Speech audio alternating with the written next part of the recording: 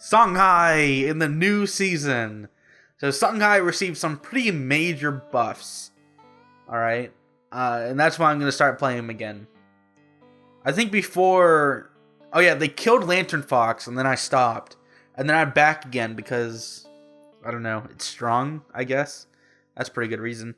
So notably, this is not the Songhai that a lot of the Diamond and S rank people are going to be using. This is my budget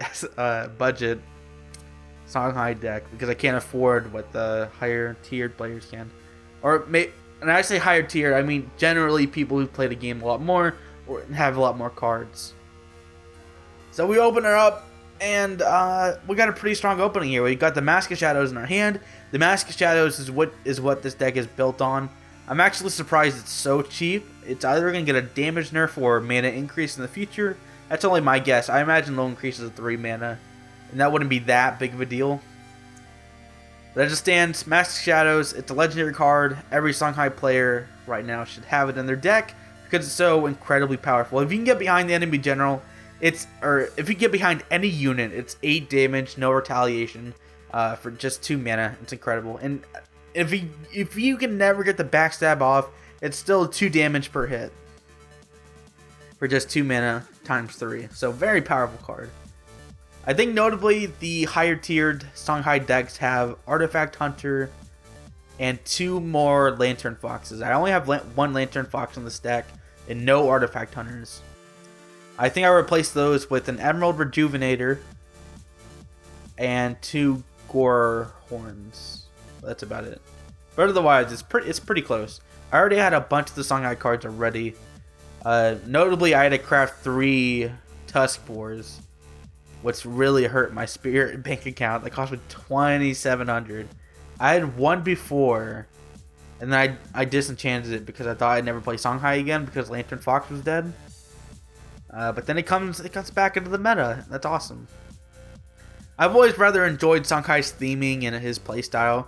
So the fact that he comes back in the way that he has right now is pretty enjoyable. And he'll probably stay like this for the remainder of his stay. Before, he was either a very mediocre spell-focused Songhai, or he was Lantern Fox 1-turn KO.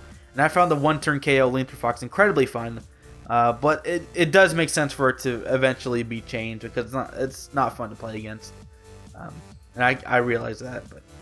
So I think I'm actually going to showcase just how awesome Mask of Shadows is.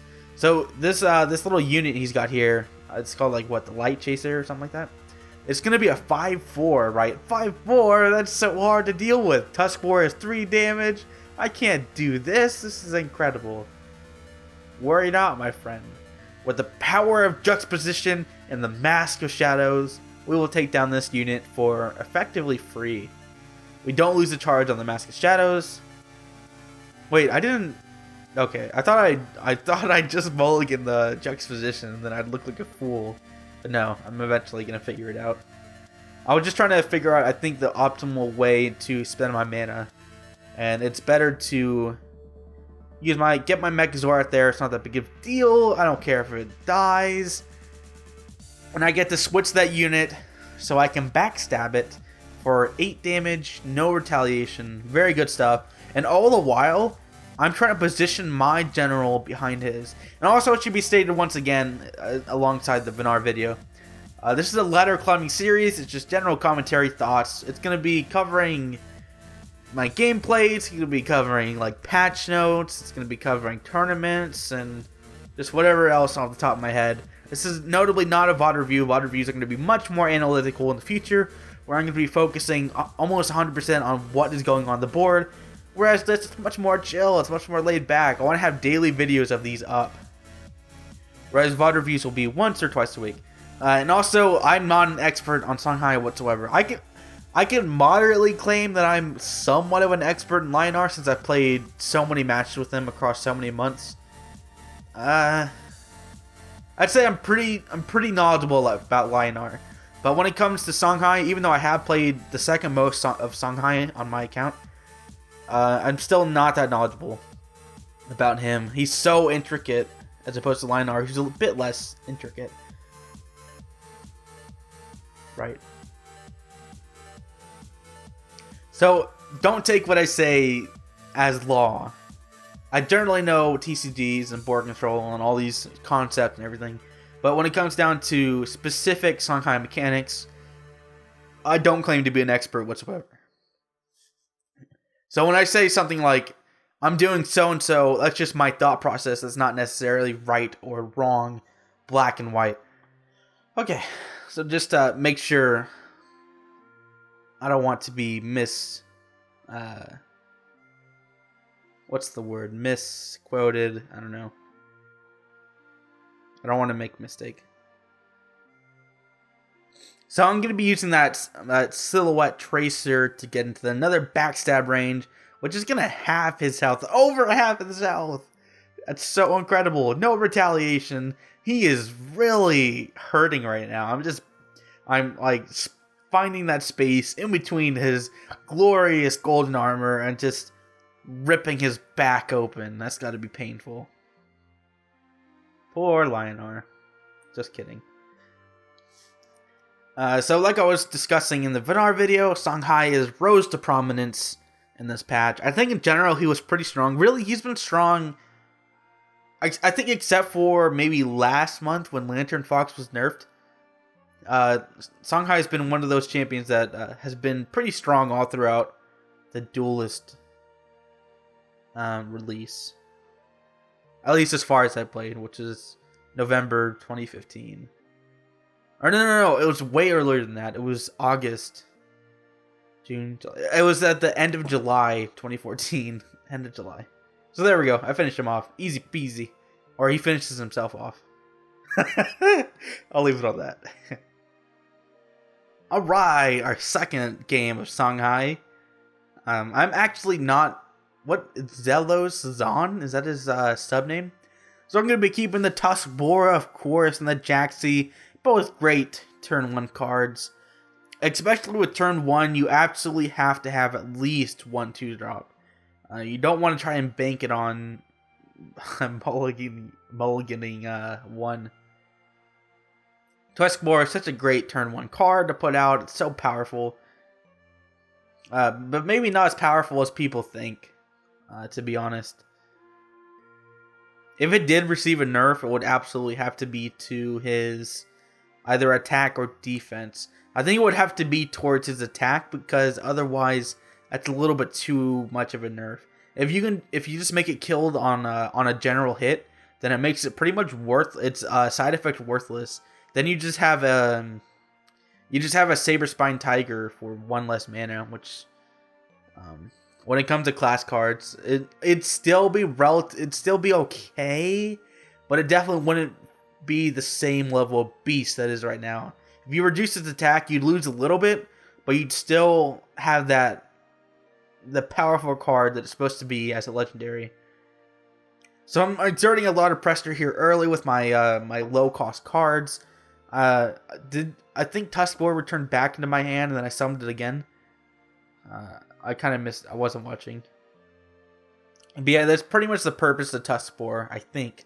For the early part of the game, it's just to be that card that keeps it keeps being a nuisance, and it keeps coming back, and it keeps dealing lots of damage.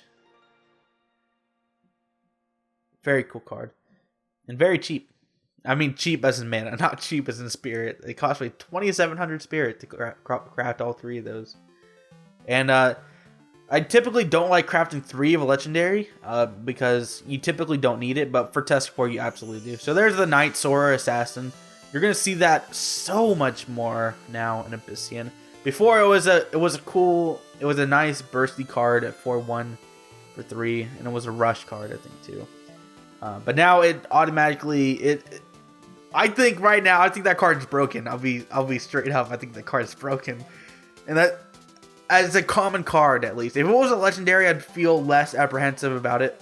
But as like a common card that destroys any 3-cost minion or any 3-attack minion, which is, if I were to throw out a statistic, I would say 70% of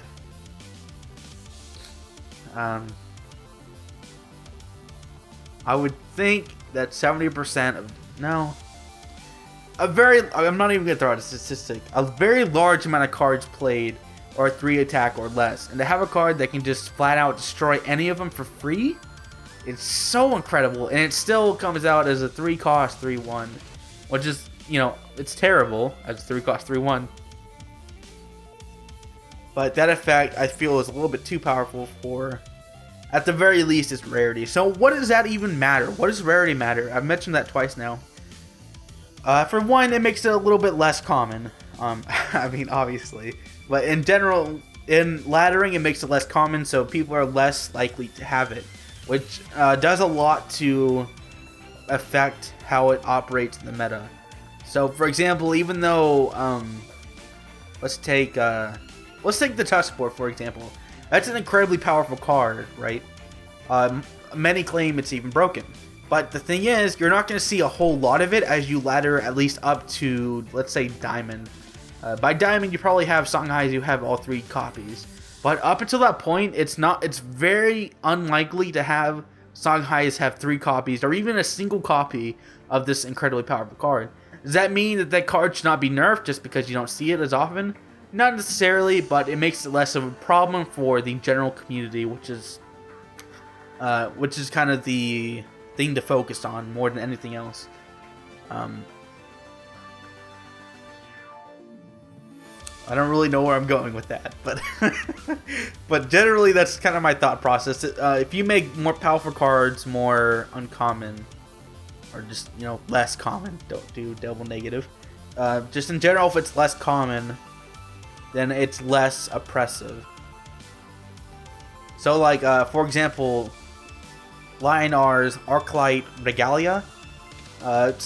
Lionar doesn't have a whole lot of legendaries he needs to craft, and that's actually probably one of them. Well, actually, it's not one of them, actually. Lionar doesn't have a whole lot of legendaries he wants to craft, which actually may be one of the things that's keeping him from being, like, an S-tier general. So let's compare him to Songhai, for example. And by the way, just as a quick note, I'm talking about this kind of stuff once again because it's ladder climbing, and what's going on the board may not be all that interesting, but I still want to kind of share my thoughts about what's going on with the game. So anyway, back to the point. So Songhai has a lot of legendaries that you need to craft. At a base level, it's 3 copies of Tuskboar, 3 copies of Mask of Shadows, and then you have other cards like Spiral. I've almost got it. Spiral Technique for the 8 damage spell card. That's like an epic, I think. And then you have the Cyclone Mask, which is I don't know what it is. It's either a rare or an epic. And then you have other cards within that. It's like Songhai has so many expensive cards that you need to craft to be able to play it well. Similarly with Vitruvian, by the way. Which is why I actually had some statistics up that showed the discrepancies between class by rank. So, for example, in the silver ranking, Songhai and Abyssinian are incredibly common. And then as you get closer to the diamond ranking, Lionars, Venars are much more common in that segment. And then I'm assuming once you get into the diamond or higher, I didn't get to diamond, but once you get to that level, you see much more Vitruvians. At least last season you did. I'm guessing. And I think that's because of how expensive Vitruvian's cards were, that you'd be one of 2 things: either a higher tier player, or you didn't play it at all, because it was so feast or famine with that guy. But with Songhai, something similar appears. And this is all just conjecture, this is just my thought. I have no hard data to back this up. At least nothing significant. I'm thinking Songhai is kind of similar, but like he can still be played on budget, but it's very much, it comes down to how good the player is. So an okay Songhai with the budget deck is going to hover around silver. A great player with Songhai budget deck is probably not going to be too much higher than gold. But when you max out on his legendaries, you can probably pretty much fly through silver and into at least gold and into diamond. Ooh, that's a powerful 6/6 rush. Very powerful card that she's got there, and such an incredible design. I love the design of that card. It's got a pretty powerful effect too, but keep in mind it's a 6/6 for 7, even if it does have rush. And it's a legendary. which kind of feeds into my point. So I'm falling behind a little bit right here, just as a quick note of what's going on in the video. Shouldn't be too big of a problem. I think I just go ahead and feed my 4-3 into that 6-3, and then back up and heal a little bit, and trying to, since she has herself in a corner, it's going to be a lot less likely that I can Mask of Shadows break her. So I'm just going to play it top deck for a little while. Which is kind of a problem with Songhai right now, is I feel like I'm top decking a lot, or I'm very constrained by which cards I can pull, which is a little bit of a problem. Something I don't really have in Vanar, notably, or Lionar. But anyway, back to what I was saying about the legendaries. Where did I leave off? As opposed to someone like, let's say, Lionar and Vanar, I think are two prime examples of cards that are decks that you can have on a budget, but still do moderately well with. But I mean, still do fairly well with, more than maybe any other class.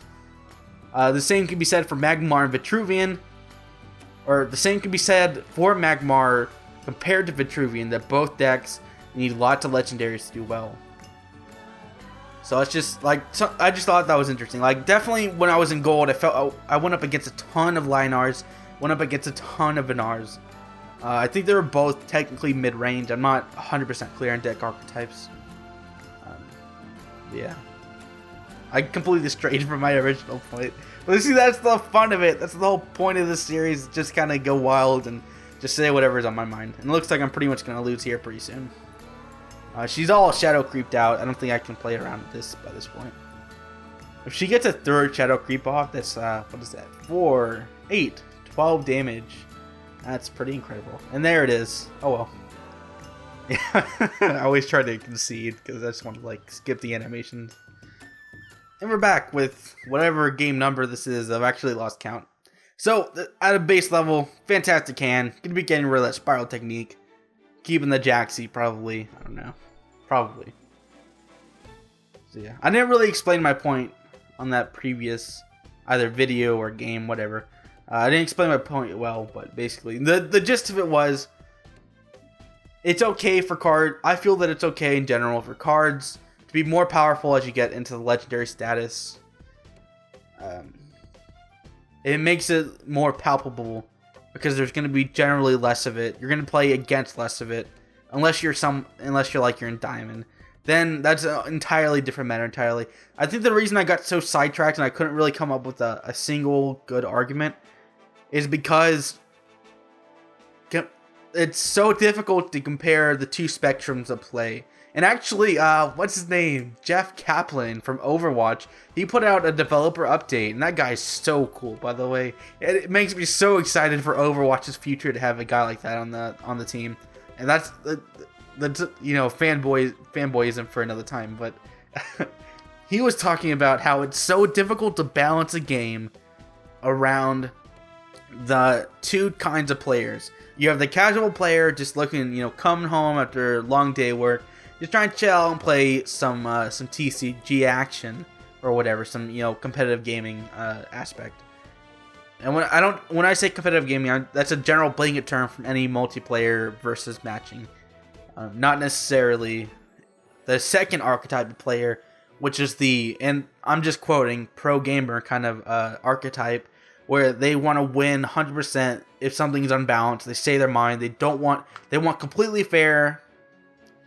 I mean, generally completely fair matchups and play, and they want to win. They want to play a lot, that kind of thing. You know, players like any pro player basically is that kind of archetype. So, and those two different kinds of players are both playing on the same ladder.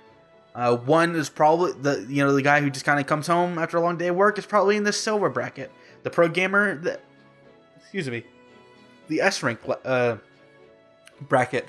But they're both playing the exact same game, and it needs to be both fun and accessible, and fair or / balanced for both of those two different types of players. So you can see where balancing becomes incredibly difficult, because you want the game to be, I think first and foremost, you want the game to be fun, right?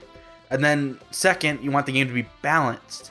And then third, Well, I don't know, but see, that's the thing, isn't it? You want the game to carefully juggle all three of those. You want it to be, so when I say accessible, I mean, let's see, let me try and think of an example. Like, okay, for example, Counter-Strike Go, if the matchmaking is working properly, it is a fairly accessible game. You move around with the standard WASD, you fire with your gun on the left click. There's not a whole lot of mechanics for a new player to learn. It's move and shoot, for beginners. I know there's flashbangs and specific aiming and movement tricks and all that, but just at a base level, it's pretty easy to get into play. For a game like Duelyst, it's much more difficult. They had to implement an entire tutorial and challenge list to help alleviate the huge learning curve, the extreme of this. So you go from CS:GO, which is fairly accessible, move and shoot. It's not too difficult.